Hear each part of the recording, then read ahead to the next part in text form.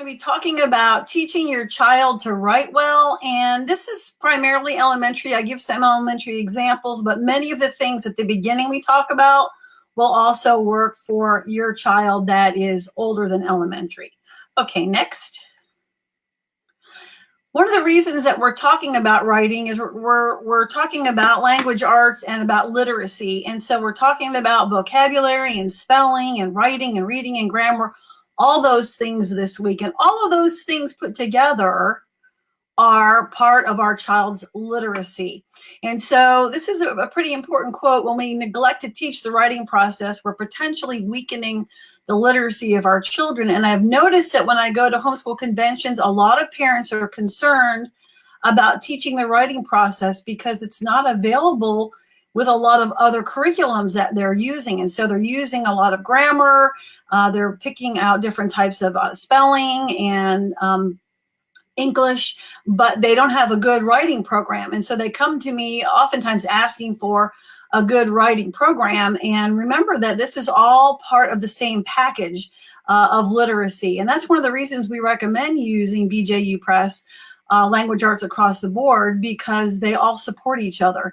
That main message of biblical worldview and communicating to the glory of God and for our neighbors is important. And so, of course, you can use different things, but the more that these things are intended to work together, the better it is for your kids.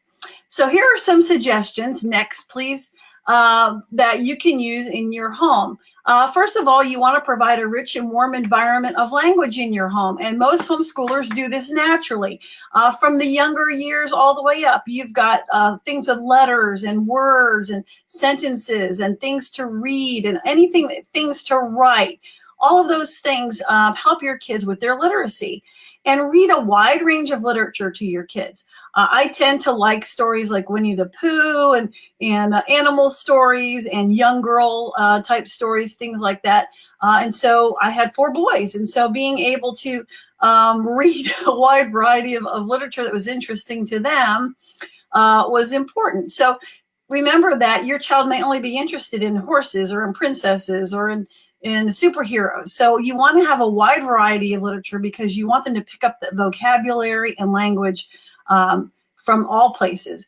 And so you want to expose your kids to many different authors and illustrators so they're not just stuck in one genre. And, they're going to have their favorites, and those are great for them to read on their own. All right, next, please. So students need to be able to use various types of communication to express their voices effectively to a variety of interest levels and comprehension levels. So the older your child gets, the more your child needs to be able to use different types of communication, and that's where technology comes in. They need to be able to interact with YouTube. They need to be able to interact with social media. They need to be able to interact with all of those things. So having your children try different things to write and to receive communication is really important. And by the way, the kids pick up on this automatically anyway.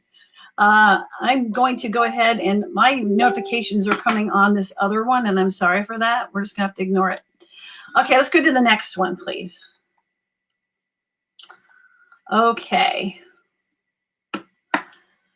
Students should be able to use their knowledge of correct spelling, grammar, and punctuation while developing figurative language and interesting language. And this is where the grammar comes in. So why are we learning all these spelling words? Why am I learning what a noun and a verb is? And why do I have to diagram sentences? Because all of that grammar and spelling and punctuation comes together with the writing and the reading, and this helps develop a good writer. So as you're talking about spelling and you're talking about vocabulary and grammar, and it gets in the nitpicky of the day, and your child's kind of frustrated with, why am I doing this? These are boring lessons. Remember, it all ties in together to their literacy and helps their language become more interesting. And we want to develop original writing. We want them to be creative in their writing. And so all these things work together. These are actually tools to help them to be good writers. All right, next, please. I love this picture. I picked it on purpose because I've got so many modern pictures.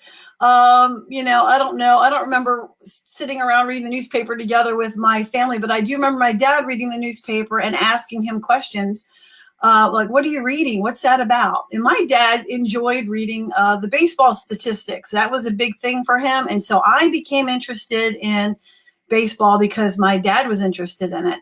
And so that way I could have conversations with him and I'd be knowledgeable about it. So what are you talking about? What are you reading? Include your kids in the things that you're reading. And if you write, if you're a journaler or you like to do other types of writing, include your kids in that because we model that behavior for them.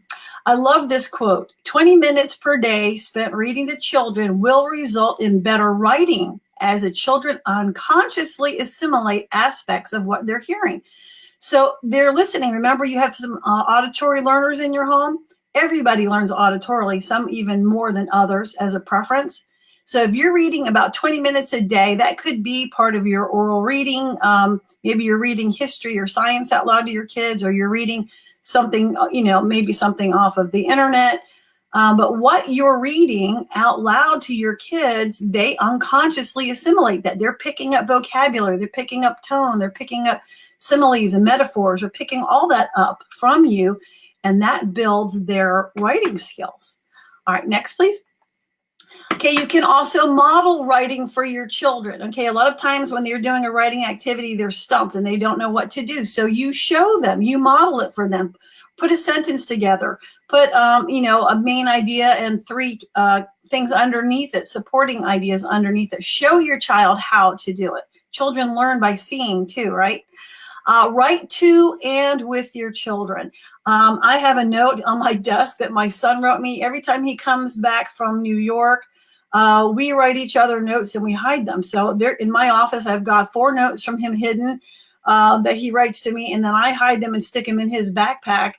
And we write back and forth. Of course, we text and we do those sorts of things, but it's a little game that we have between ourselves, and it's kind of a fun thing. So with your kids, don't forget to write to them, write them notes. And by the way, when you're doing that, you're modeling writing well for your kids. And you might want to have a writing center for your kids and pick up some things when things are cheap the beginning of the school year, and have, some inexpensive things to write on and colored pencils and things like that that make writing fun. And then maybe keep a journal or help your child keep a journal. And I think this will help a lot when you're writing across the curriculum. And we'll talk about that in just a minute. Next, please. All right, so writing in the content areas. So we have writing in our English class, right? But that's not the only place you should have writing. Writing taught in isolation from the content areas, meaning math and science, history, those subjects, is less likely to be learned successfully. And that's why you'll notice with BJU Press materials, they will have writing activities in those other subject areas. Because if a child can express in writing what he's learning in these content areas, his learning becomes more concrete and meaningful. Isn't that awesome? So when they're seeing and they're hearing and they're doing and they're writing, it helps that meaning more concrete. So writing summaries are very important, especially in middle school and high school. Doing graphic organizers helps them to organize their thoughts in writing. All right, next, please. So in math, they could record information, keep track of successes, and this is the big one, writing story problems. Writing story problems is a very good indication of whether or not your child understands math operations. If your child loves art and is taking some art classes, drawing sketches and writing descriptions, information about that time period or a particular artist will help them to remember that information.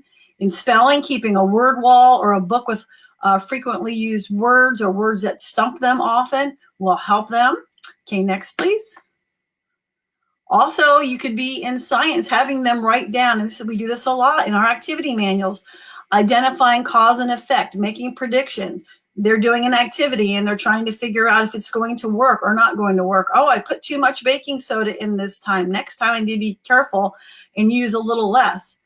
Social studies, this is one that I would have benefited from. Social studies was not a favorite for me. And so I was a memorizer and I wasn't always great at it. And if I would have had some graphic organizers and if I could have done some summary paragraphs, that would have helped me to remember names and dates and places much better than memorizing. And for kids who have special needs, kids who struggle with learning, kids are ADHD, these are especially great tools. to help your kids to get that information. And then, of course, if you're doing something with PE or your kids are involved in some type of activity with the sport, journaling and keeping track of their records and things like that also helps them as well. Okay, next. So those are some suggestions. Now we're going to talk about the writing process. And what I love about BJU Press Materials is they start early with this and they go all the way through 12th grade. I went to public school. I did not learn the writing process until my freshman year in college, and that was a disaster. I don't want that to happen to your children, and it doesn't have to. Again, when I'm at conventions, a lot of people come to me with their kids already in middle school and high school, and they have not learned anything about the writing process, and the parents get panicky because they know this is going to be part of their future education. So start now. And you can keep it light in the elementary years. But this process, once it's done, year after year, is a piece of cake for a child who's in middle school and high school. And in college, it's a breeze. So we're going to go through each of these areas of the writing process. And I'm going to give you a sample of a child's writing going through that. And then I'm going to show you some pictures from BJU Press Materials so you can see how it's done there. All right, next, please. So the first stage of your pre-writing and all that is thinking through what you're going to write about. And in this case, the person who did it is going to be writing a story about going to the beach and her activities at the beach. So she's planning, thinking through, what do I want to talk about? I have some pictures. I want to organize them. First, I did this, and I did that. So you're choosing a topic. You're deciding why you're writing this. It could be a letter that you're writing to Dunkin' Donuts for the free birthday donut you got. It could be a letter to your senator, could be a letter to HSLDA thanking them for fighting for your freedoms, could be an email to Mrs. Walker. So know who your audience is because that determines your tone, and then decide how you're going to write this. Is this going to be in the form of a poem? Is this going to be a formal letter? Is this just going to be an email? So that's part of the planning procedure here. Okay, next, please. So in this case, this student is writing just a little paragraph or two about her day at the beach. So it's not necessarily formal, but she is going to go through the writing process. Next, please. So in this case, she's using a time order chart, and you'll notice that we always recommend you use some type of graphic organizer. One of the reasons for that is when kids need to write, they get stumped, and they're like, this big wide world of words and thoughts are too hard to grasp, especially for kids that struggle. And so having a time order chart breaks things down into very simple chunks. Okay, so in this case, first this happened, then that happened. In her case, first, she says, first we made sandwiches, then it was hot. Next I went to the ocean, next we swam. Next, we made a fire and ate hot dogs. I collected shells and I got a sunburn. And you'll notice there's spelling mistakes and all kinds of things in that. And that is not a problem in the planning stage. All right, next, please. Now we're going to draft. And drafting is when you're writing your ideas in sentences and paragraphs. This could be done online. This could be done on an iPad. It could be done on note cards. It can be done any way you want to. Here's some advice for you for all ages. Let your child write until your child is finished. Because if they stop to correct everything, which is what I do, you get distracted. Just let them write. Don't worry about the misspellings. Don't worry about the punctuation. Let's get the ideas flowing. And so don't take the time to point out the errors at this point. And for your younger kids, have them skip lines. And the reason for that is we're going to be doing some editing and some proofreading, and you'll see what I mean by that in a minute, and they need room for that. And the younger the kids are, the larger they write, the more room you need. So be sure to skip those lines. Okay, next, please. So here you can see where she has written her, she's taken her graphic organizer, and now she's written these out in sentences. Now, this is not in paragraph form yet, right? This is probably third grade or so. And so she now writes out her sentences. I collected shells and I got a sunburn. I saw the ocean and I wanted to run right in, but Dad told me to wait till he could go with me. The sun was shining and it was hot. We swam all day. We made a fire on the beach and roasted hot dogs for dinner. Mom made sandwiches and we carried them to the beach. So those are her main ideas. She wrote seemingly in complete sentences. She capitalized and punctuated, which is great. But now we're going to work on the things that she can do to improve her writing. And so next, please, there is where we're going to do our revising. And this is improving our writing. You could use some more exact words. Kids tend to use the same words over and over again. It was really nice. It was a nice day. We had a nice time. Well, what was nice about it? Well, it was sunny and warm. All right, then let's use those exact words. What was nice about the trip? We got to spend time together. Okay, let's take the time. So for a parent then in this stage, you're giving your input. You're helping your child, specifically for the younger age kids. As they get older, they'll become more independent with that. You want to review your sentence order and make sure these things make sense. A lot of times kids will do book reports and they're so excited about writing the story and they're talking about the characters and they go, oh, I forgot this. Oh, I forgot that. Okay, well, this is the time to put that in. Make sure it makes sense, because if you're giving me a book report and things are not in the right order, or maybe you're doing historical type story and things aren't in the right order, it's confusing. So have your child read the writing to others so they can have an objective ear. You know, it's a funny thing. I often will read an email or something to my husband before I send it, and it helps me to know whether or not I had the right tone or did I forget something. So reading aloud to someone else, that peer tutoring, is really helpful. And this is where an older brother or sister or younger brother and sister or a grandparent can come in. All right, next slide, please. So in this case, the student looked over her sentences and she renumbered them. And so, because they weren't really in order, she was just talking all about her trip. And so she renumbered them in the right order. And you could literally cut and paste these if you wanted to. And for the child who needs that, there's nothing wrong with doing that. And that's where the lines spacing is important. So for the child who needs that, you can literally cut those apart, paste them on a new document, and restart it. Okay, next one, please. All right, so here now we have them in the right order.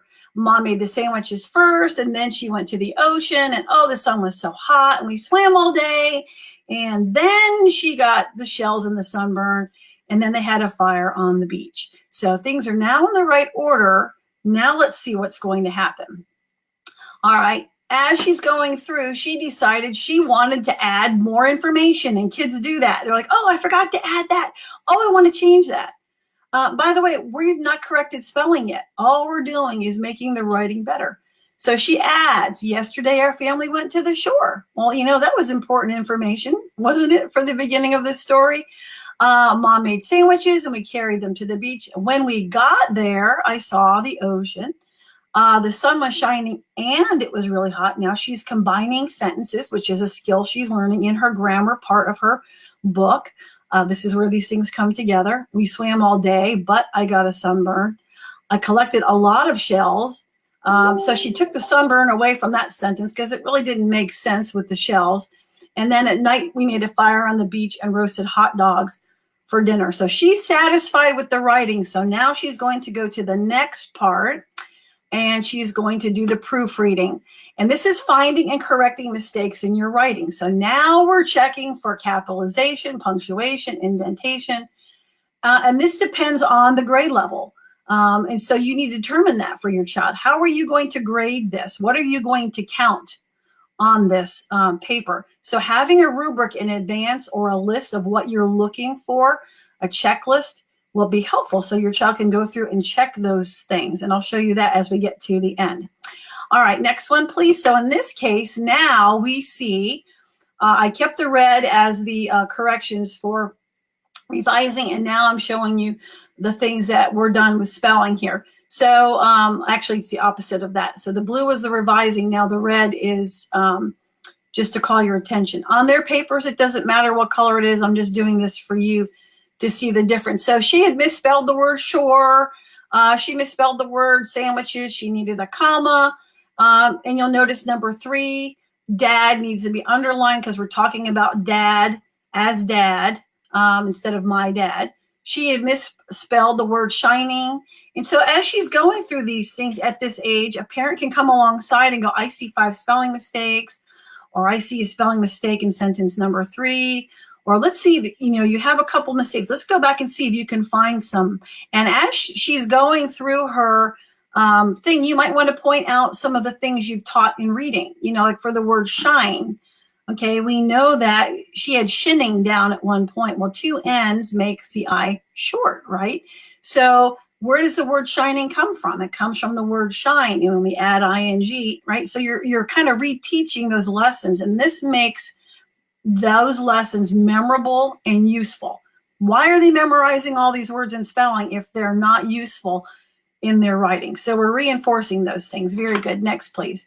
All right, so once we've made our corrections, now we can publish. And publishing can be done many different ways. And I want to give you a couple suggestions, and then we're going to move on because I really want to show you how these look in the BJU Press book. So this is recopying. You can do this on a typewriter. You can do this on a computer. You can do this in a YouTube video. But basically, you're taking all the things that you've done, and now you're creating something that someone can see. You might even act it out if it were a story. So you want to, again, check that rubric to make sure you've corrected all of the mistakes. And this is the important place to double check those mistakes. So in this case, she went through, she corrected her mistakes, which were great. And by the way, sometimes they still miss mistakes, and that's okay. This is a learning process. It's okay. And now on the next slide, she actually wanted to put it into a paragraph because, as you can see, these are just sentences, but I wanted her to put these in paragraphs. If you go to the next slide, you'll see that these are now in paragraphs. And this is a skill that they really don't know well until they get to third, fourth grade. So now she's got her 2 paragraphs, and now I am ready to grade it. All right, so here are some suggestions for published work, especially for your older kids. Being prepared for resumes, job applications, doing advertisements, business letters. Now with Facebook and things that you can let your kids advertise things for sale in a safe environment. You know, we have in our Facebook, we have a little group that's a safe group to sell things. Let them advertise on there for you. Recognize outstanding writing. If you're part of a co-op or part of a group, why not encourage each other to have some type of an assembly or have some type of a author day and recognize writing that way? Okay, next, please. For your own kids, you might want to keep a book of all of their writing. You can actually have these published in hardback book if you wanted to, or you could just put them in a binder or do something, but put those things together, and don't forget them to have them do a biography about and have illustrations. I have lots of these that I've collected over the years, and they are precious treasures that they're going to look back on forever and see where they've published their work. And by the way, make sure you keep a copy to grade and a copy to keep, because you don't want to mark all over the one to keep and then have that there. All right, so now let me show you an example of what this looks like with the BJU Press English. There's usually a literature link, meaning we're referring to a story, usually in one of our reading books. It doesn't necessarily mean you have to use a reading book. There's enough material there on that page to help your child do it, but it is nice to see that correlation there. And so in this particular case, this child is writing a narrative, and we're doing that planning process using a graphic organizer. And so we're looking through, in this case, who are the characters, what is the setting, what are the main ideas. We're teaching them that skill before we ask them to do that on their own. So next slide, please. You'll see that the child is going to be drafting, and they're going to be planning using a story map. And so now we see the example that we just did based on that story, and now we're going to do our own. So always we're walking them step by step, and then here you can see some questions on the left side. Use a story map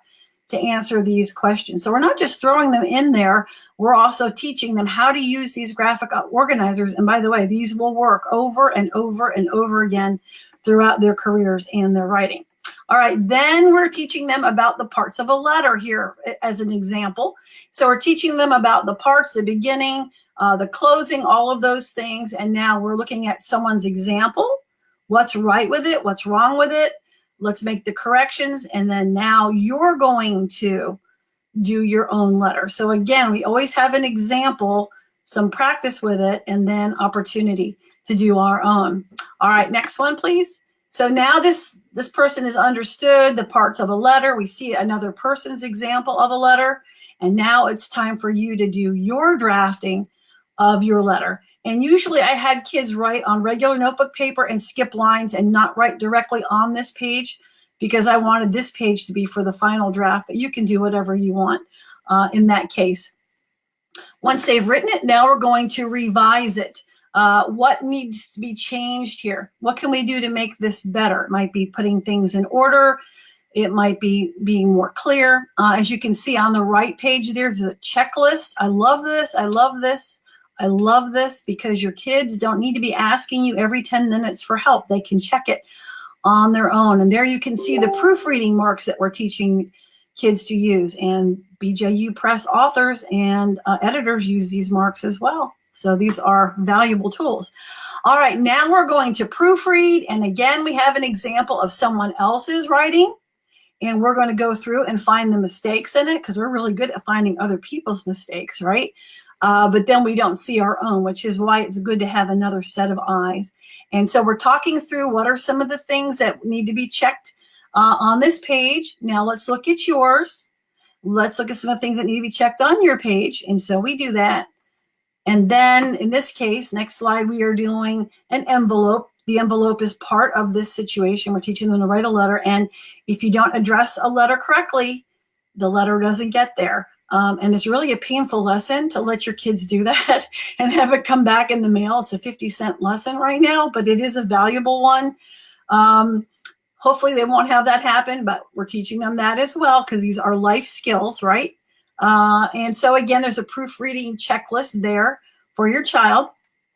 And then we have an example of some rubrics, which is on the next slide. Now, there is a rubric that BJU Press gives you.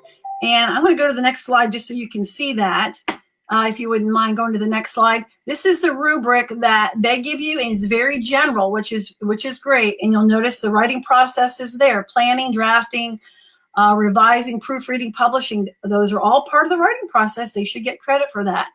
In this case, they have recommended that they get the heading and the greeting, the body. Those all count for points.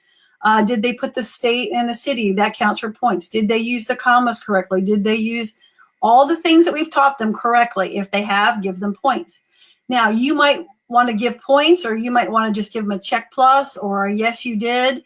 You grade it any way you want. I would like to go back up a slide, though, if we could, just to show you something that we did often. We actually gave points for things, and this is totally up to you. But again, the planning, the writing, the drafting, revising, and proofreading and publishing is all part of the writing process. So give them credit for doing those things. In this particular case, for this letter, that we give them points for the envelope. Did they put the right things in the right place? Was it on time? What kind of effort was given to this? You know, some kids are very talented writers, but they're sloppy.